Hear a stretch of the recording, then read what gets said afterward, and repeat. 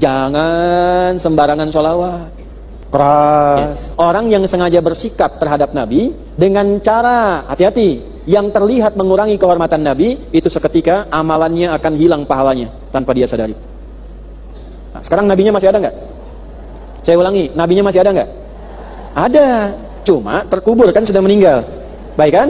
Hukumnya masih berlaku. Dan ingat, Nabi beda dengan kita. Walaupun kemudian beliau sudah wafat, sudah dikuburkan, tapi keadaannya terjaga di sisi Allah Subhanahu wa taala, dan di antara penjagaan Allah masih mengalirkan komunikasi umatnya kepada Nabi.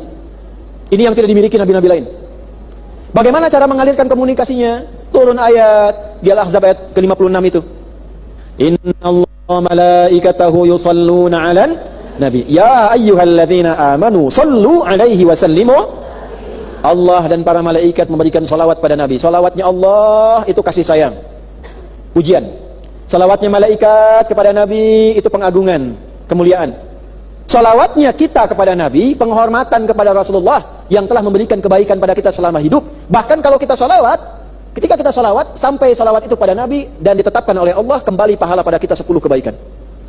Man shalla alayya, kata Nabi, salatan wahidah sallallahu alaihi aswa salawat. Siapa yang salawat pada Nabi, 1 salawat, itu melahirkan pahala 10 kebaikan langsung kembali kepadanya. Nabi nggak butuh salawat kita, tapi itu gambaran penghormatan kita pada Nabi yang telah merubah kehidupan kita dengan perjuangan beliau, sehingga kita menjadi lebih baik. Ibu tahu dari mana kita bisa menjadi baik, berakhlak yang baik, hubungan sama Allah baik, kalau bukan Nabi pernah sampaikan? Cara membalasnya bagaimana? Nggak bisa. Minimal hormati itu, agungkan itu dengan salawat. Nah, dahsyatnya Nabi Muhammad, kalaupun sudah meninggal, kita nggak bertemu, kalau salawat, Allah tugaskan 1 malaikat mengantarkan salawat itu langsung kepada Nabi. Itu yang nggak ditemukan di nabi-nabi lain.